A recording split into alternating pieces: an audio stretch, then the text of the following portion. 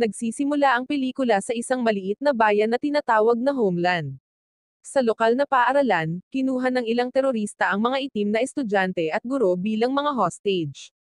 Samantala, ang opisyal ng pulis na si Connor Connelly at ang kanyang koponan ay papunta sa paaralan sakay ng kotse.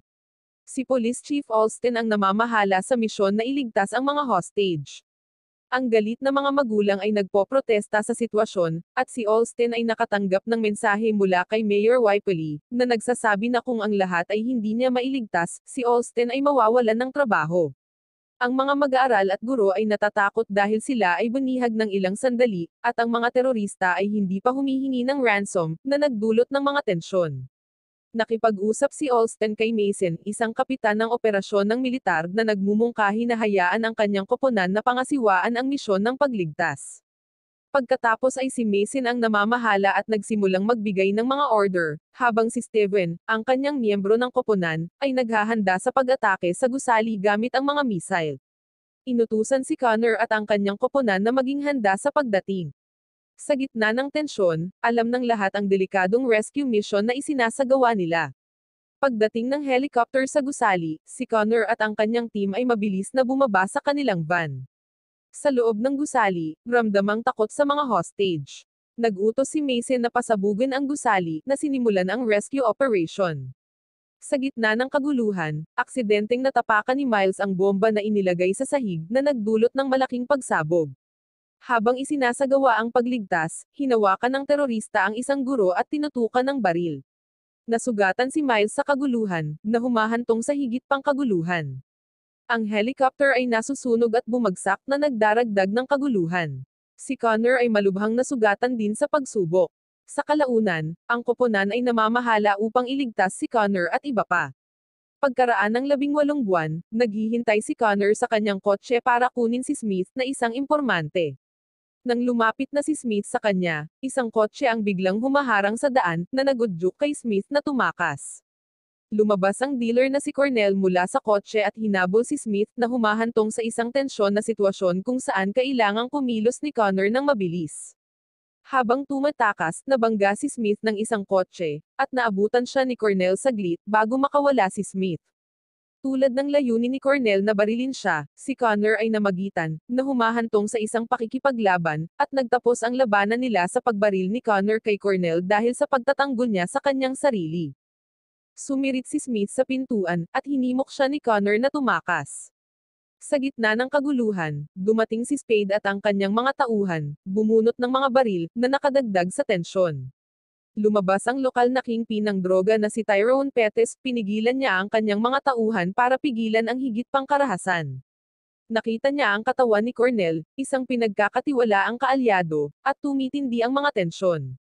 Sa paghawak ni Spade kay Connor habang tinutukan ng baril, iginiit ni Tyrone na palayain si Connor. Gayunpaman, ang mga aksyon ni Connor, kabilang ang pagbaril kay Cornell na walang kasalanan, ay humantong sa interogasyon ni Detective Reynolds. Ang pag-angkin ni Connor ng pagtatanggol sa sarili ay walang ebidensya, dahil ang nag-iisang saksi, si Smith, ay pinatay ni Tyrone. Bilang resulta, sinuspinde si Connor dahil sa paglabag sa protocol. Samantala, inosenteng naglalaro ang mga bata sa malapit, hindi alam ang kaguluhan. Si Tyrone, na sinamahan ni Spade, ay nakipag-ugnayan kay Alston, na humihiling ng higit pang mga donasyon. Binalaan ni Spade si Tyrone laban sa pagtitiwala niya kay Alston, na nagpapahiwatig ng mas malalim na salungatan sa loob ng kapangyarihan ng lungsod. Ipinaalam ni Detective Reynolds kay Alston ang tungkol sa pagkakasangkot ni Connor sa pagkamatay ng isang itim na lalaki, na naging dahilan sa pag-alis ni Connor sa lungsod. Sa kanyang paglalakbay, hinarap ni Tyrone si Connor, humihingi ng pera bilang bayad sa pagkamatay ng kanyang tauhan. Tumanggi si Connor, binanggit na tinanggal na siya sa kanyang trabaho. Sa mga sinabi ni Tyrone, parang nagpapahiwatig siya kung ano ang mangyayari kay Connor sa hinaharap. Samantala, si Candace, ang asawa ni Connor, ay nagsagawa ng pregnancy test, na nagpapakita ng positibong resulta. Tuwang-tuwa, ibinahagi niya ang balita sa kanyang asawa, na tuwang-tuwa din at hinahalikan siya. Nagdiwang sila sa isang restaurant, na naglalabas ng kaligayahan. Samantala, binisita ni Tyrone ang kasintahan ni Cornell, na sinisisi siya sa pagkamatay ni Cornell. humingi ng tawad si Tyrone at nag-alok ng pera sa kanya, bago umalis.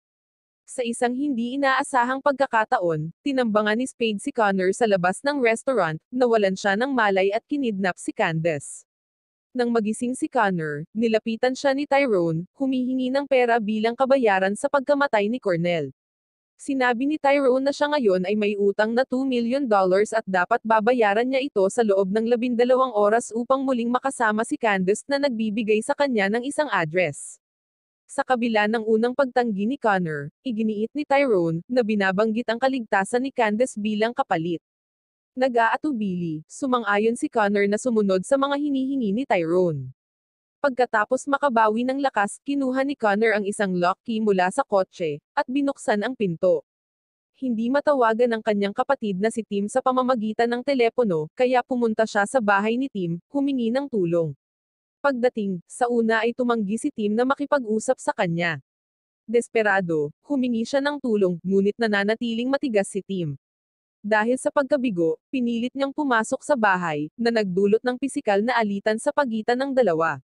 Sa gitna ng kaguluhan at mga nasirang gamit, ipinagtapat ni Connor kay Tim ang nangyayari, na inihayag ang pagdukot kay Candace. Inamin ni Tim ang isang marahas na nakaraan, at nagdududa sa kaligtasan ni Candace. Sinabi ni Connor ang balita ng pagbubuntis ni Candace na pumukaw sa emosyon ni Tim. Habang bumababa ang tensyon, nakatanggap si Tim ng isang tawag na nag-udyok sa kanya na sumang-ayon na tumulong, na nag-aalok ng kanyang suporta sa pamamagitan ng pagsuntok niya kay Connor. Samantala, kinumpronte ng media si Alston tungkol sa di umano'y rasismo ng pulisya, at ang kadalasang pagpatay sa mga itim na individual. Sa gitna ng kaguluhang ito, hinarap ni Mason si Alston, humihingi ng hustisya para sa mga biktima. Sa ibang lugar, pinag-usapan ni Connor at Tim ang kanilang plano, ngunit nagambala sila sa pagdating ni Mason. Magkasama silang nagpasya na iligtas si Candace. Sa gitna ng gusot na panlilinlang at kriminal na aktibidad, natagpuan ni Candace ang sarili sa isang kotse kasama ang isa sa mga kasama ni Tyrone. Samantala, gumawa ng plano sina Connor, Tim at Mason na pagnakawan ang isang lokasyon na ibinigay ni Tyrone. Pinuntahan ni Mason ang kanyang koponan para gawin ang pagnanakaw, kabilang si Miller, na nakitang nagtatrabaho sa isang tindahan, si Steven na nagsasanay sa kanyang pagbaril, at ang kanyang kasintahang si Becky sa kanyang tabi. Habang pinagsasaluhan ni Steven at Becky ang isang magiliw na sandali, sumabad si Mason sa isang mahalagang tawag na nag-udyok sa kanila na talikuran ang kanilang gawain at sumama sa kanya. Kasunod ng nabigong rescue operation, lahat sila ay umalis sa pagtatrabaho sa batas ng gobyerno, sinisisi si Mason sa pagbagsak ng misyon. Ngayon, muli silang nagkita pagkatapos ng 18 buwan, ang 5 magkaibigan ay nagtitipon na may maliwanag na kagalakan, na naghahanda para sa kung ano ang naghihintay sa hinaharap. Kasunod ng kanilang muling pagsasama, pinangunahan ni Mason ang isang talakayan tungkol sa pagliligtas kay Candace na nagudyok kay Connor na buksan ang isang bodega ng armas. Dahil sa inspirasyon, bumuo sila ng sarili nilang team, na tinatawag bilang Ghost Squad. Pagpasok sa lokasyon na ibinigay ni Tyrone, matagumpay nilang naisakatuparan ang pagnanakaw, na natuklasan ang parehong pera at droga na nakatago sa likod ng pader na ikinatuwa ni Mason. Habang ang balita ng pagnanakaw ay nakarating sa tiwaling hepe ng pulisya na si Alston, napagtanto niyang pag-aari niya ang mga ninakaw na gamit. Ang Ghost Squad naman ay dumarating sa ibang lokasyon kung saan si Connor ay nagpahayag ng pagsisisi sa pag-iwan sa kanilang grupo noong nabigo ang kanilang misyon sa simula ng pelikula. Si Mason, na nauunawaan ang katapatan ni Connor, ay pinatawad siya, bago pinasabog ang kanilang van. Dumating si Alston sa pinangyarihan upang tingnan ang resulta ng pagnanakaw, na hindi alam kung sino ang may kagagawan sa pagnanakaw. Tinatanong niya ang huling natitirang miyembro na nagbabantay doon kung sino ang gumawa ng pagnanakaw, na nagsasabi sa kanya na isang grupo ng mga armadong lalaki ang nagnakaw. Kaya si Alston ay agad na kumilos, pinatay ang lalaki sa labas ng ospital para tanggalin ang lahat ng ebidensya at natagpuan ito ng isang nurse na minarkahan ng isang dramatikong pagliko sa mga pangyayari. Sa gitna ng gulo ng mga paghahayag at tensyon, hinarap ni Candace si Tyrone tungkol sa kanyang bisyo sa paninigarilyo, na isiniwalat ang kanyang pagbubuntis. Samantala, kinumpronte ni Alston si Tyrone sa kamakailang pagnanakaw, isang pag-aangkin na mariin niyang itinatanggi na sangkot siya, na isang pag-uusap na narinig ni Candace. Sa ibang lugar, ang Ghost Squad ay sinisiyasat nila ang mga pera na nakuha nila, ang kanilang kahalagahan ay tila minimal. Si Connor, sa pakikipag-usap kina Tyrone at Candace, ay nagnanavigate sa isang mahirap na balanse. Ang kahilingan ni Tyrone para sa ninakaw na pera ay nag-udyok ng pag-aalinlangan mula sa kanyang kanang kamay na si Spade, ngunit iginiit ni Tyrone ang kanyang awtoridad, kumbinsido sa kanyang kontrol sa sitwasyon. Si Candace na nakikiramay sa kalagayan ni Tyrone, ay nag-aalok sa kanya ng tulong, na nasaksihan mismo ang kanyang mga problema. Pinakinggan ni na Tim at Connor ang panawagan ni Tyrone, kinuha ang pera at iniayon ang kanilang mga sarili sa kanyang layunin. Samantala, sa loob ng presinto, pinaghihinalaan nila si Tyrone, habang sila ay nakakuha ng kaunting impormasyon tungkol sa grupo na Ghost Squad mula sa saksi na pinatay ni Alston kanina. Habang sinisikap ni Candace na tumakas sa pagkakatali, hindi sinasadyang napunta siya sa pagawaan ng droga ni Tyrone. Sa gitna ng isang mainit na sitwasyon, sina Tim at Connor ay sumasakay sa kotse, tinatalakay ang mga pangalan para sa kanilang mga magiging anak. Gayunpaman, ang kanilang katahimikan ay nabasag nang pumunta si Tim sa banyo upang magpakasawa sa droga. Sa kabilang banda, galit na hinahanap ni Tyrone si Candace ngunit bigla siyang inatake ni Candace mula sa likuran. Natigil ang kanilang paglalaban ng pabagsakin ni Tyrone si Candace sa sahig. Pagdating ni na Tim at Connor sa kinaroroonan ni Tyrone, sinalubong sila ng mga tauhan ni Tyrone, na nag-escort sa kanila. Sa gitna ng tensyon, kinuha ni Tyrone ang mga ninakaw na pera, at pinakawalan nila si Candace. Ang mga paghahayag ay naganap habang itinuturo ni Candace ang pagsisisi niya kay Tim, na binanggit ang kanyang plano na dulot ng droga. Namumuo ang galit habang naghihiganti si Spade para sa pagpatay kay Cornell, na tina-target si Connor. Sa kabila ng mga pagtatangka ni Tyrone na pumagitna, ngunit hindi nakinig si Spade, na humantong sa pag-agaw ni Tim at Connor ng baril mula sa mga tauhan ni Tyrone. Sa kaguluhan, si Connor ay natamaan ng bala, na nagudyok kay Tim na pumatay ng walang awa. Habang tumitindi ang mga tensyon, dumating sina Miller at Mason at ang iba pang kasamahan sa grupo, na pinatindi ang paghahanap kay Tyrone. Na corner, inihayag ni Tyrone ang isang nakagigimbal na katotohanan. Si Alston, ang mismong taong nakaaway nila, ay may pananagutan sa pagtataksil sa kanila sa isang nakaraang hostage mission, na humantong sa pagkawasak ng kanilang dating squad team. Inihayag na sina Alston at Tyrone ay nagpapanatili ng isang lihim na alyansa kung saan pinadali ni Tyrone ang pag-akyat ni Alston sa pwesto. Sa pagsasamantala sa sandaling ito, ipinakita ni Tyrone ang isang matapang na plano upang alisin si Alston minsan at para sa lahat. Inihayag niya na ang buong kapalaran ni Alston ay magiging mahina sa panahon ng isang transaksyon sa bangko na naka-schedule para sa susunod na araw.